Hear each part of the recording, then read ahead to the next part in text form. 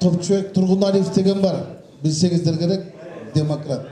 Ошол барган жерине барганда ары багыла ата журттун урпактары деп амандашат экен. Текебаев Өмүрбек Чиркешев деген бар. Урматтуу мекендештер деп салам берет.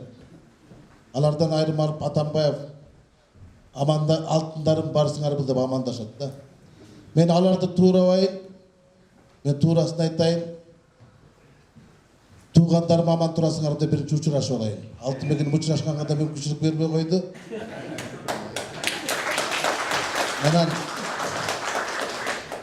келгенибиз өзү кызык болду.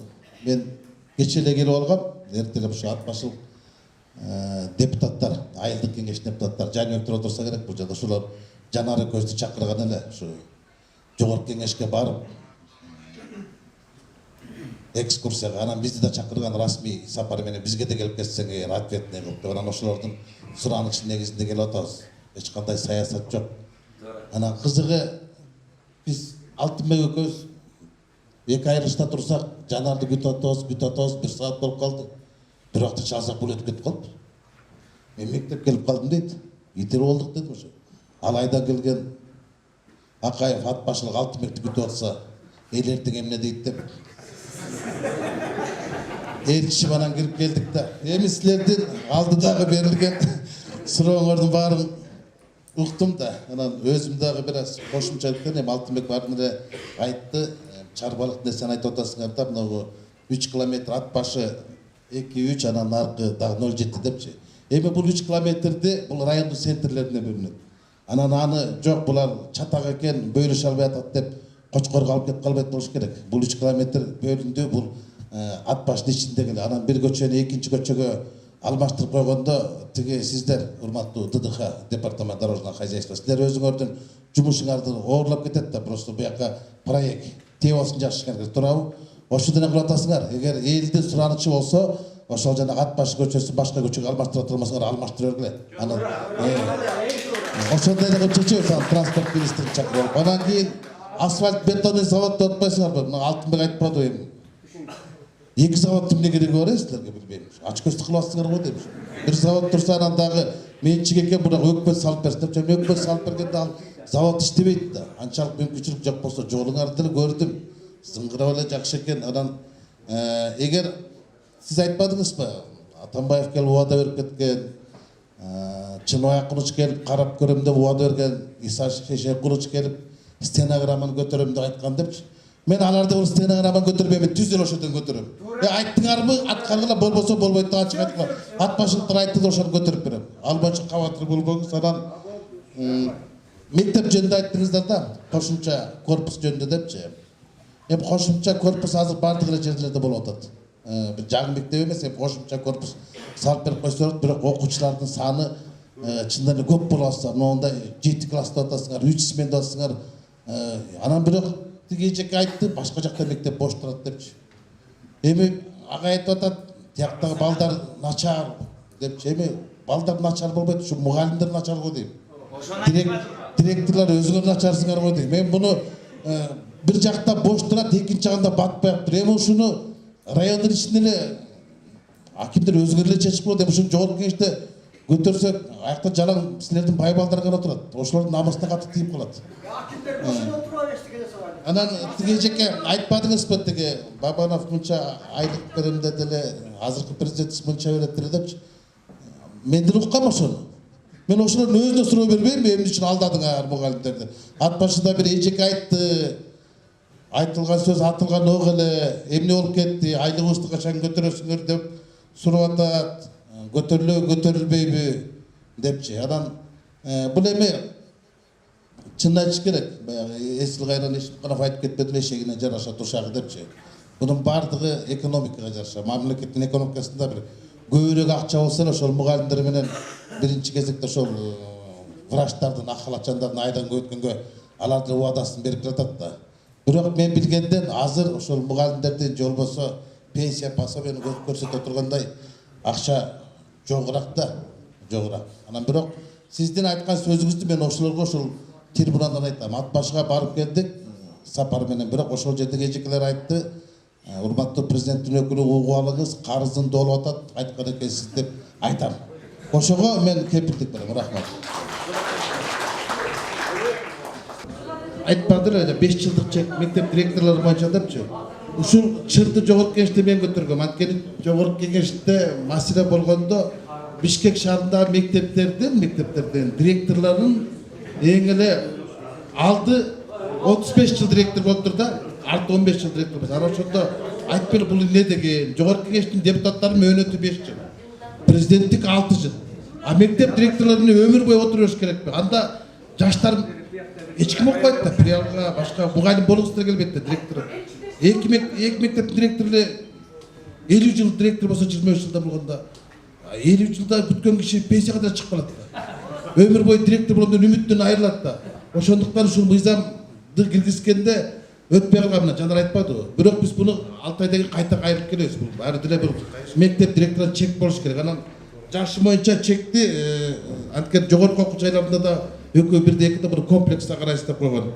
Анан экинчи жана Таш-Рабат, анан көк каптал каналдар боюнча айтпадыңызбы? Тиги 56 миллион экен, бирок кирбей атты да. Ошону биз баштап киргизип койсок, анан аягы бүтүп калабы деп мен сиз келем дедиңиз, келсеңиз мен ошону Көкүмбек бир жердешчилик кылып, баягы бармак ийрисине тарайтып деп бир 5 миллион 6 миллион киргизип алсак, анан арттан кубалап аласыңар өзүңөр. Ызы чуу чыгарып аласыңар. Ошондой деп. Анан мына көчө боюнча ушул көчө маселесине кайрылып келбей калчу, ушу ат башынын эли экиге бөлүнбөй калчу. Мына биз эки фракциядан келдик, бөлүнбөй эле келдик. Анан кайнагасы берде отуруп бирдик айтып атат, күйөө баласы тиякта отуруп бияка тартып атат деп болбойт дейм. Анан биз деле уктук эми жогорку кеңеште агасы менен карындашы асфальт талашып атып ат башылыктар десе. Уктум мен аны айтып койду. Аким устуш айтып койду аны. Анан жанагы кредит жөнүндө айтпадыңызбы? Мен мына акимдеги маалыматтарды алдым да. Бул чындан ушундайбы? Былтыркы жылы 108 кишиге берилиптир, 78 миллион сом алыпсыңар кредит. РСК, Айылбанк, ККБ, АКБ 4 банктан алгыз. Быйылкы жылы 78 адам алыптыр, 35 миллион сом кредит алыптыр да, бирок чында бул аз бул көппү мен териштирип көрөйүн. Мүмкүн тияктагы банктын башында отургандар аякта жалаң эле Шаки менен Аскардын жердештери, байлардын жердештери акчага деле муктаж эмес, аз жөнөтүп аткан чыгар. Эгер чындан ошондой аз жөнөтүп аткан болсо, көлөмүн көтөрүп беренге аракет кылайын. Эмне үчүн бул башка райондорго салыштырмалуу ат башыда берилген кредиттердин сумманын көлөмү аз деп менимче аз болуш керек. Кредит аз болуш керек. Мен аким ушул маалыматтардын баарын мага берсе, анан биз көтөрүп берели, бул болбойт депчи. Анан жана асфальттын арды көчөңөрдү айтпай, башка бир көйгөйлүү маселелерди айтмады. Мына биз Алтынбек экөөбүз эң эле көйгөйлүү бул азыр эмне? Бул курулбай жатып кулап жаткан курулуштар, анан кийин тамтыгы чыккан жолдор да, эрип аткан асфальттар. Анан экинчи көйгөйлүү маселе бул социалдык тармак. Ошол тармактын мына жанары келди, социалдык тармактан чыгат. Ошол жакта куратор деп, ал орусча куратор.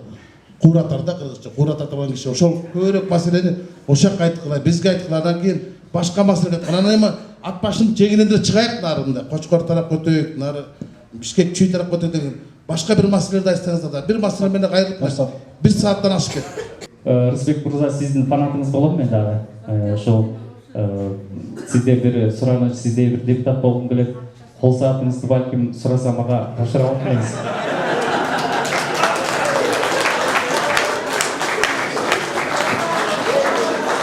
Рахмат адам Жанар Акаевич, биздин Батырбеков агайыбыз, Алтынбеков экөөбүз мына барган сайын бизди жогорку кеңеште абдан жакшы кабыл алып жүрөт. Сиздерге чоң ыраазычылык билдиребиз. Элдин көйгөйү ушул жакшы өкмөт болсо, жакшы депутаттар болсо акырындан жасалып жүрөт да ушул маселелер. Анан сиздерге рахмат. Рахмат туугандар. Суроолор деле суюп калды, суусагандар буюп калды. Сапарыбыз деле карып калды. Жанар энем айткандай, мен дагы ушундай ар бир жолугушуу ушундай бир атаандашымдай акыйкат чындыктар көп айтылса, анан ошого канааттанасыңар.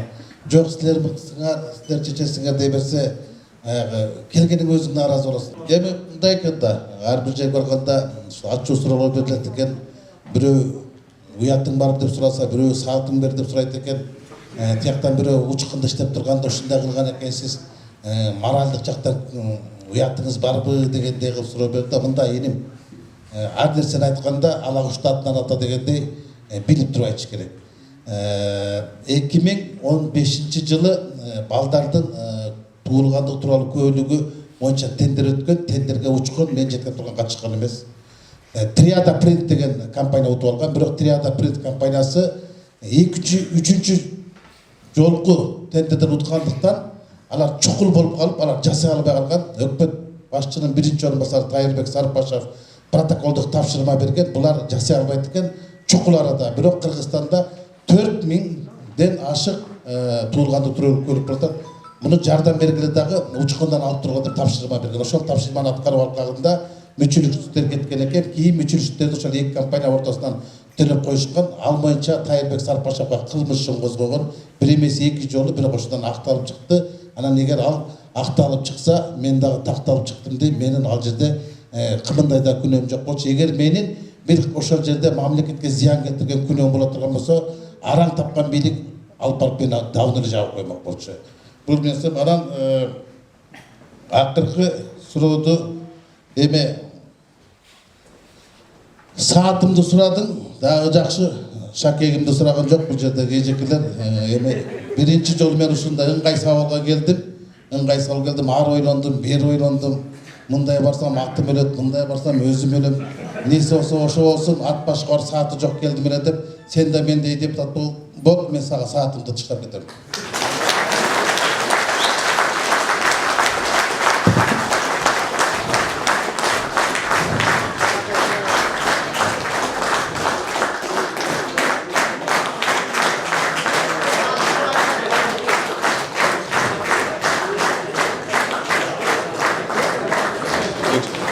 Азыркы жаштар кыйын, мындай карады.